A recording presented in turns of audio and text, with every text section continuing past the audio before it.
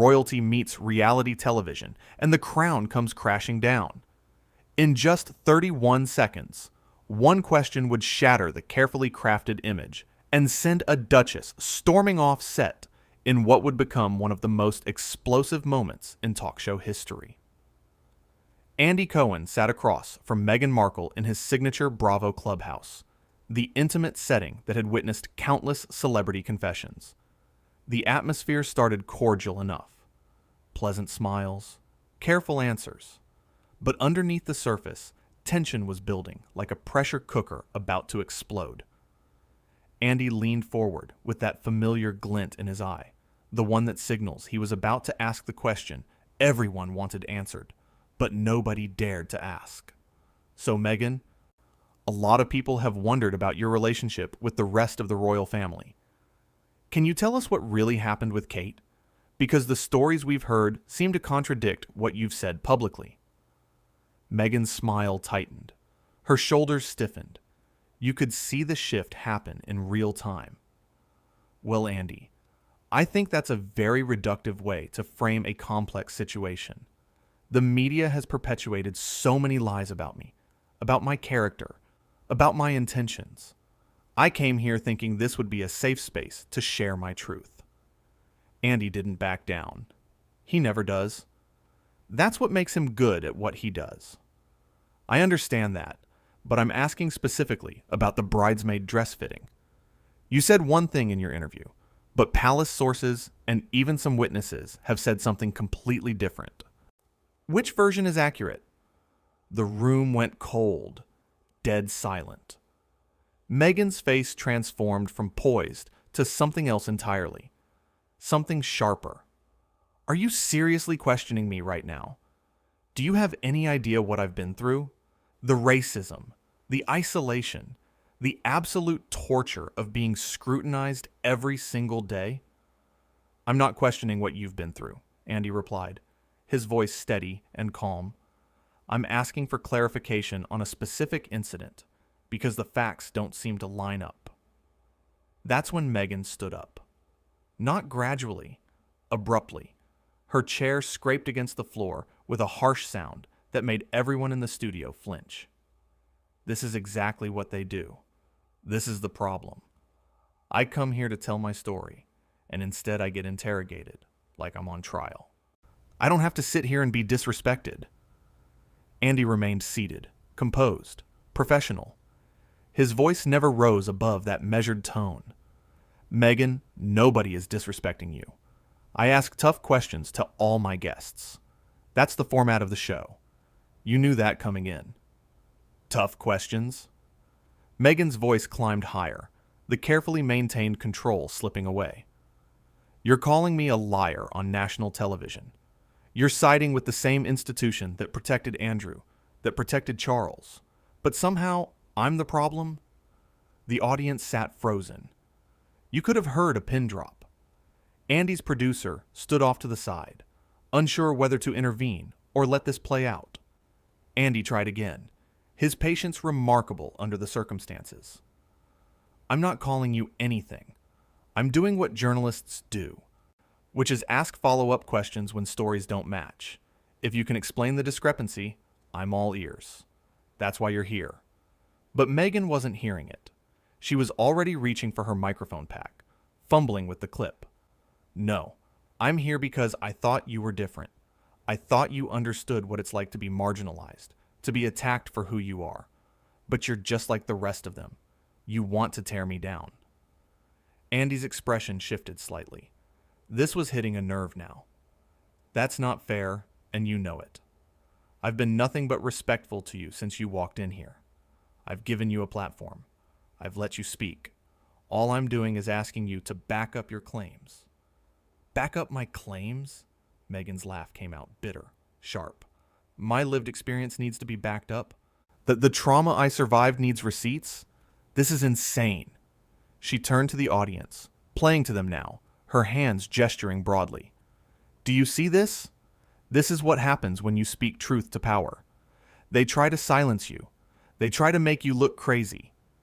Andy stood up now, and when he spoke, his voice carried an edge it hadn't before. Nobody is trying to silence you, Meghan. You've had interview after interview, podcast after podcast, a Netflix series, a book deal.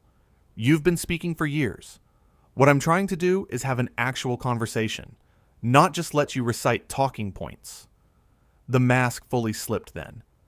Meghan whirled back to face him, and her words came out in a rush. How dare you? How dare you minimize what I've been through? You have no idea what it's like to be me. To have the entire world turn against you. To have your own family betray you on the world stage. You're right, I don't, Andy said, and his composure in that moment was remarkable. But I do know what it's like to be asked difficult questions in an interview, and I've never walked off set because of it. That was the line. That was the moment everything detonated. Meghan's face flushed red. Her voice rose to a level that surprised everyone in the room. You are not going to speak to me like that. Do you know who I am? I am a duchess. I have met with world leaders. I have a platform of millions. I don't need to sit here and be insulted by a talk show host. The collective gasp from the audience was audible. Even the cameramen looked shocked. Andy's response was measured but firm. And I'm the host of this show, in this studio, where I've interviewed presidents, activists, and yes, even other royalty who managed to answer questions without throwing a tantrum. A tantrum? Meghan's voice cracked. You think this is a tantrum? This is me standing up for myself, something I should have done a long time ago. She was moving toward the exit now, her handler rushing forward to try to salvage the situation. But Meghan waved her off. Andy called after her, his voice calm, but carrying across the studio. Meghan, you can leave if you want. But walking away from questions doesn't make them go away. It just makes people wonder what you're hiding. She spun around one last time, her finger pointed at him. I'm not hiding anything. I am protecting my peace. Something you clearly know nothing about. This interview is over. The interview was never really started, Andy replied. You can't have an interview when only one person is allowed to talk. Meghan's jaw dropped. For a second, it looked like she might charge back toward the set. Her publicist grabbed her arm, whispering urgently. Let go of me, Meghan hissed, loud enough for the microphones to catch. I'm leaving. This is beneath me. Andy returned to his seat, settling back in as if nothing had happened. His voice carried that signature dry wit. Well, that was something. I've had guests disagree with me before, but usually they stick around long enough to actually make their point. The audience didn't know whether to laugh or stay silent. A few nervous chuckles broke out. Meghan was at the studio door now, her heels clicking rapidly against the floor. She turned back one final time, her voice projecting across the space. You will regret this, Andy. You have no idea who you're dealing with. Andy raised an eyebrow, that trademark expression that said everything without words. I'm dealing with someone who agreed to an interview, but wanted a coronation instead. Good luck with that. The door slammed. The sound echoed through the studio like a gunshot. For several seconds, nobody moved. Nobody spoke. The cameras kept rolling, capturing every stunned face, every open mouth, every wide eye. Andy looked directly into the camera, his expression a mixture of amusement and disbelief. So, that happened. We're going to take a quick break, and when we come back, I'll be joined by someone who actually wants to have a conversation. Stay with us. The commercial break signal flashed, but the audience remained in their seats, buzzing with energy. What had just unfolded was unprecedented, explosive. The kind of television moment that would be replayed and dissected for weeks to come. Off camera, Andy's team huddled around him. His producer looked concerned.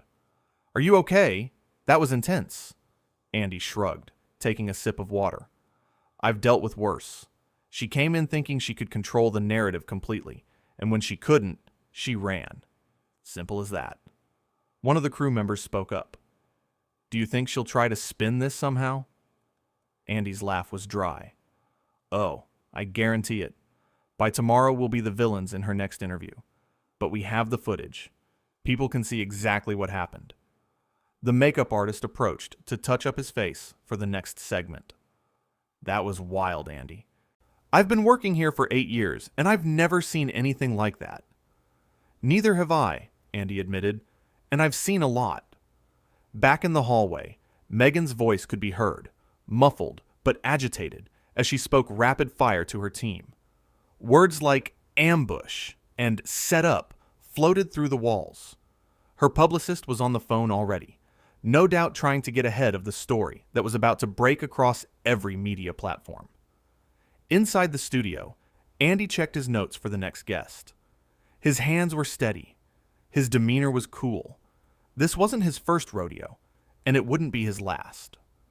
30 seconds, the stage manager called out. Andy looked up at the audience, many of whom were still staring at the door Meghan had exited through, as if expecting her to burst back in. All right, everyone, let's get back to it. We've got a great show still ahead. The energy in the room was electric. Everyone present knew they'd just witnessed something that would become part of talk show legend. The moment a duchess walked off set because she couldn't handle being asked to explain her own words.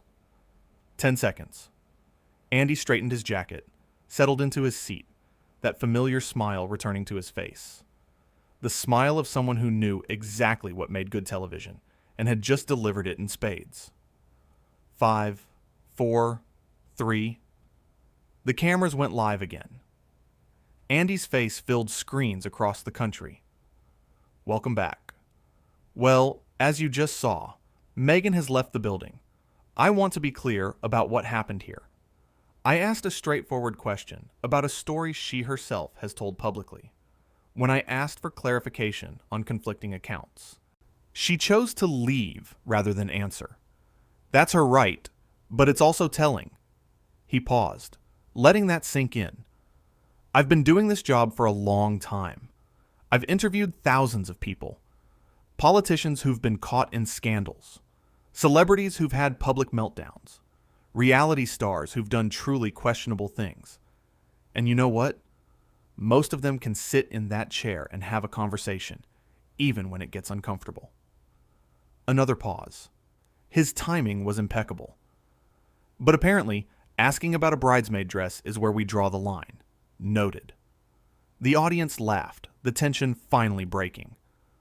Now, my next guest is someone who knows a thing or two about handling pressure with grace. The show continued, but everyone's mind was still on what had just transpired. In the control room, the director was already cutting together the footage, knowing this would be the clip that defined the episode, the season, maybe even the year. Social media was exploding. Clips were being shared before the commercial break had even ended. Hashtags were trending. Think pieces were being drafted in real time. The debate had already begun. Team Andy versus Team Meghan. Those who saw a journalist doing his job versus those who saw an attack on a woman who'd already been through enough. But the footage didn't lie. The words spoken were clear. The reactions were genuine. The walk-off was real. Andy had remained calm, professional, persistent. He'd asked fair questions and maintained his composure even when being yelled at, even when being threatened. Meghan had escalated, deflected, and ultimately fled rather than engage with anything that challenged her narrative. One person came to have a conversation. The other came expecting worship. And when those two approaches collided, there was only ever going to be one outcome. The interview that never was had somehow become the most talked about interview of the year. The 31 seconds between Andy's question and Meghan's exit had contained enough drama to fuel 1,000 think pieces. In the makeup room, staff replayed the moment on their phones, watching Meghan's face change, watching the anger build, watching the control slip away. She really thought she could just say whatever she wanted and not get pushed back, one of them murmured. That's what happens when you surround yourself with yes people, another replied.